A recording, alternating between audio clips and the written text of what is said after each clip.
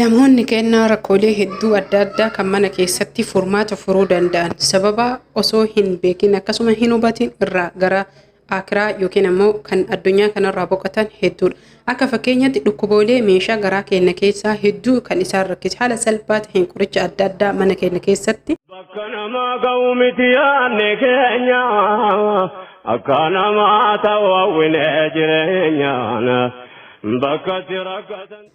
Assalamu alaikum warahmatullahi wabarakatuh. Ashama harkafuun Oromoo koguutu jirra jirtu sinin jedhamantiif kutaan osoo waliin qoodin gaafilee adda addaa namoonni na gaafattan akka fakkeenyaatti waa'ee dhukkuba tiruu namoonni hedduun jechuudha. Haadha kiyya tiruun na jalaa dhukkubaa, obboleetti kee tiruun na jalaa dhukkubaa, abbaa kee tiru dhukkubaa obboleessa kee. Kanaaf yeroo hedduu namni keenya hubannoo waan hin qabneef qorichoolee mana keenya jiru osoo hin beekin qoricha aadaa adda addaa fayyadamuudhaan kan hedduu miidhamanii fi mana yaalaa dhaquullee kan sodaatan. Kanaaf haaluma salphaa ta'een mana keenya keessatti shunkurtii yookiin qullubbii adii fayyadamuu ni dandeenya. Kanaaf hordoftoota fi kabajamtoota kiyya yeroo hedduu dhukkuba tiruu irratti eessattuu jechuudha namni keenya nyaata akka fakkeenyaatti nyaata pirootiinii irraa kan baqatanii fi yookiin kan irraa fagaatan. Haa ta'u malee garuu pirootiiniin hanga muraasa tahee kan akka tiruu akkasuma immoo nyaatolee mana dhukkuba tiruutiif mana keenya keessa fayyadamuu qabnu tiruulleen yeroo takka dirqama. Akkasuma immoo tiruun ibidda irratti hanga takka xabbafamuu yookiin ammoo ho'isamuun dirqama isiniin jedha. Itti aansuun killeedha. Killee isiniin jedhu killeen pirootiinii ol aanaa kan qabduu fi akkasuma immoo dhukkuba tiruutiif tahee dhukkuboota hedduu akka dhukkuba sumbaa qarqaarsa hedduu kan nu gootu. Haa ta'u malee killeen boorri garaa isii keessaa qofti kan dhukkuba tiruu wal'aantu sirriitti jechuudha. Kana jechuun pirootiinii hedduu ol aanaa waan qabduuf jecha killeen boorri garaa keessaa akka fayyadamnuu fi akkasuma akka nyaannu ajajamna jechuudha. Fakkeenya pirootiinii irraa midhaanoli hedduutu jira. Haa ta'u malee kan akka killee tiruu itti aansuun ammoo kuduraa fi muduraa keessaa kan akka xiqil goommanii sadarkaa guddaa qabuu fi akkasuma immoo dhukkuba tiruu irratti dawaa ajaa'ibaa tahee argamu tokkoffaa irratti hin jira isiniin jechuu barbaada. Xiqil goommanii namni keenya kan hin beekne fi akkasuma immoo akkamitti akka fayyadaman kan beekne. Xiqil goommanii karaa salaxaanis tahee akkasuma karaa dhugiitiin ni danda'ama. Itti aansinee lafee maraqii yookiin shoorbaa maraqii yeroo tokko osoo argamee namni dhukkuba tiruutiin kan fayyadamee bareeda. Kana yoo jedhan namni keenya guutuutti akka tiruun hin fayyine pirootiinis tahee ammoo coomarraa fagaadhaa yoo jedhan waan akka baaqelaa akkasuma nyaata adda addaa kan dhiyeessanii fi immoo jechuudha waan hedduu kan isaan saaxilaman dhumarratti kan waliin dubbannu ta'a. Itti aansuun baala goommanaa yookiin ammoo eenyummaan ni beekama. Zahraa akkasuma immoo goommanni kun karaa lamaan jira. Adis tahee magariisnis ni jira. Inni kunis dhukkuba tiruutiif faayidaa guddaa kan qabuu fi akkaataan nyaata isaa haaluma salphaa ta'een ibidda irratti xabbasne kan nyaata keenya irratti nyaannu rakkoo hin qabu. Itti aansuun qeysiriidha. Qeysirii fi kaarotii walitti daayini. Qeysirii jechuun dhukkuba tiruu qulqulleessuufis tahee balleessuuf gahee guddaa qaba. Tiruu qofa osoo hin tahin dhukkuboolee meeshaalee garaa keenya keessaa mar'imaanis tahee akkasuma dhukkuba hedduuf kan bu'aa hedduu qabu. Qeysirii dhugiitis tahee salaxaan nyaachuu ni dandeenya. Itti aansinee mana keenya keessatti kan yeroo hunda argamu absuudaa hirdii. Hirdii kana dhukkuba tiruutiif viidiyoo dura hojjedhee jira. Namni garuu osoo hin laaliin kan gaafii adda addaa na gaafatanii. Kanaaf haaluma salphaa taheen absuudaa daakamaa isaanitti goone haala amma argitan kanaan maankaa tokko. Itti aansuun ammoo hirdii daakamtuu maankaa tokko. Irra caalaa hirdii jirtuu osoo bittanii mana keessan keessatti daakkattanii hedduu bareeda. Qulqullinnaa fi akkasuma ammoo wantoota ol aanaa gahaa ta'e. Sanbooda erga kanneen lamaan maankaa tokko walitti goone maankaan xiqqaa ta'uu qaba. Daa'ima uumamaa yookiin ammoo daa'ima sukkaara hin qabne maankaa tokkotti goone waliin geenne ganama garaa qullatti yoo xiqqaate baatii tokkoof fudhan. Achi booda yoo barbaane mana yaalaa dhaqnee laallamuu ni dandeenya. Akkaataa isiniin jedhe kanatti maatis tahee isinis yoo fayyadamtan maatiin keenya yoo itti man hin fayyadaman.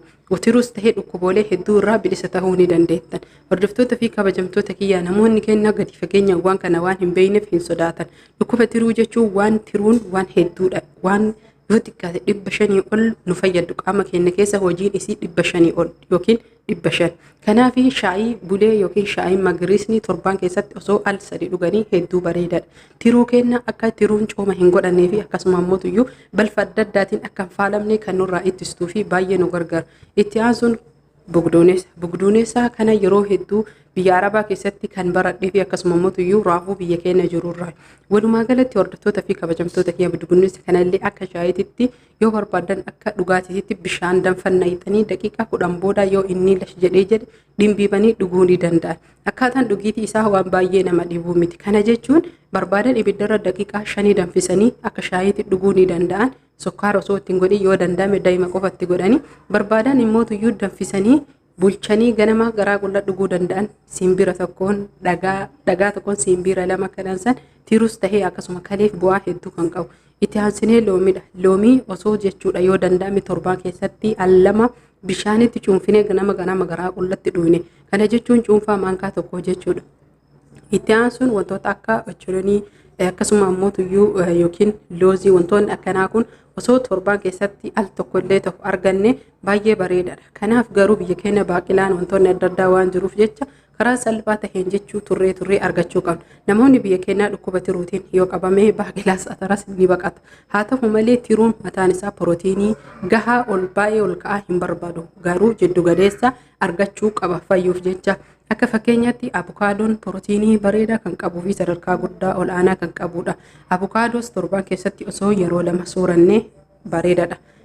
Ciree irrattis tahee yeroo barbaadanis tahuu ni danda'a. Itti aansini aappiliidha. Aappiliinis baay'ee gahee guddaa kan qabuu fi karaalee lamaan qabaddee isinii dhufu. Namoonni isinii danda'ame torbaan keessatti aappilii yeroo lama nyaachuu ni dandeettan firii lama. Namoonni kana hin dandeenye ammoo cuunfaa yookiin ammoo tuyyuu kalii akkasuma qomxaattee aappilii kan qophaa'utu jira. Markazoota yookiin ammoo tuyyuu suuqata gurguddaa biyya kamittuyyuu kan argaman haalaan margitan kana bishaan burcuqqoo tokko qopheeffattanii akkasuma ammoo tuyyuu aappilii kana cuunfaa isaa qomxaattee yookiin kalii kana maankaa tokko itti gootanii kurtanii dhuudan. Inni kun tiruu qofaaf osoo hin tahin wantoonni an hamma isinitti inni kun tiruu qofaaf osoo hin tahin wanni an hanga ammaa isinitti himaa jiru kun qaamolee keenyaaf hedduu baay'ee bareeda. Itti aansuun kuduraa fi muduraa baalota irraa uumaman akka man biyya keenya keessatti baay'inaan argaman. Fakkeenyaaf kunoo kan asitti argaa jirtan kun raafuu adda addaati. Raafuleen gosoota adda addaatiin kan jiru. Gurraachi jira, adiin jira, diimaan jira. Wanni isin beekuu qabdan guutumaan guututti goommana yookiin raafulee gosa kamiinuyyuu jiraatu kan biyya keenyatti beekamanii nyaatan soorachuun baay'ee barbaachisaadha. Itti aansuun ammoo tuyyuu osoo isinii danda'amee jedhee yeroo hunda osoo raafuu soorattanii hedduu bareedaa kan ta'ee fi filatamaadha. Kuduraa fi muduraan guutuun nu barbaachisa. Wantoonni akka kaarotii, goommanaa, qaaraa, xiqil goommanii maali kana san jechuu hin danda'u. Kuduraa fi muduraa yoo isiniin jedhe baay'ee barbaachisaadha. Biyya keenyatti keessatti kanumatu soorama jechuun keessa waan hin oole. Haa ta'u malee garuu zayitii kan itti baay'isanii fi akkasuma immoo tuyyuu zayitiin kan xabbasan. Zayitii irraa hir'isuun dirqama. Namoonni dhukkuba tiruutiin saaxilame kaarotii adis tahee yookiin ammoo bifa kaarootiitiin kan jirutu jira. Kaarotii asitti argitan kun kaarotiin adiin baay'ee dawaa ajaa'ibaati fi akkasuma immoo tuyyuu tiruu dhukkuba tiruu nurraa balleessa.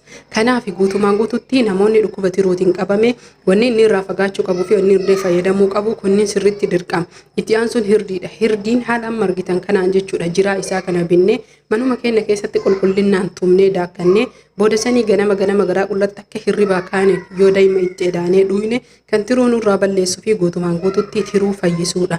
Kanaaf hordoftoota fi kabajamtoota kiyyaa isa kana torbaanitti al sadii dhuydan. Wantoota nama isiniin jedhe hunda isaatu torbaan keessatti yeroo sadii fayyadamuu qabdan. Torbaan keessatti yeroo sadii fayyadamuu qabdan. Kanaan isinitti himuu qabuu fi isinis beekuu qabdan.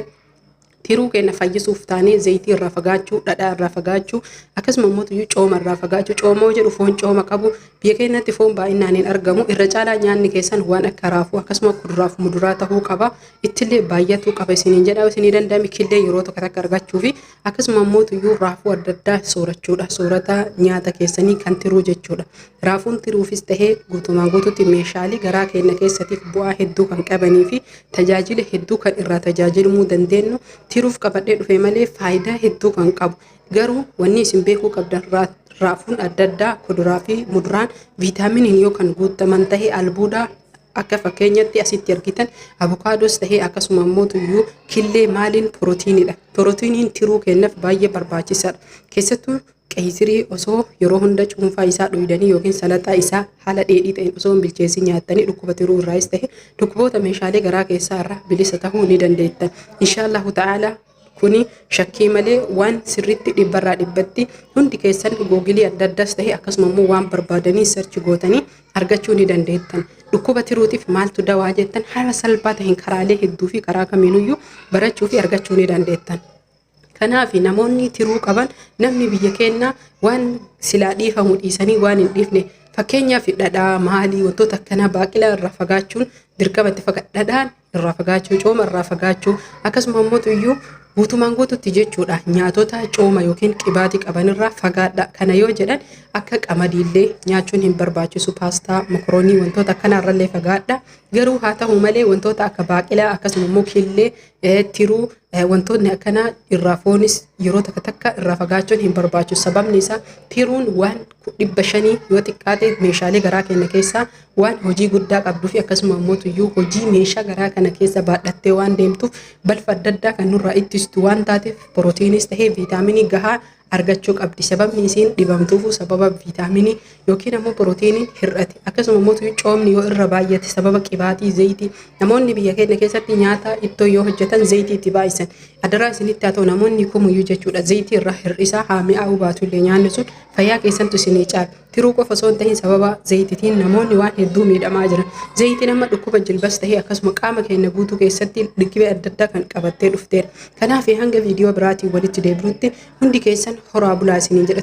Turtii gaarii fayyaan faaya. Warri maatii koo hin taane subscribe gochuun maatii koo tahaa. Warri gaafii adda addaa na gaafattan viidiyoo hojjedhee jira. Viidiyoo kiyya jala deema guutuu isaa waa'ee rifeensas tahee fuulaa qaama guutuu ni argattanii horaa bulaa.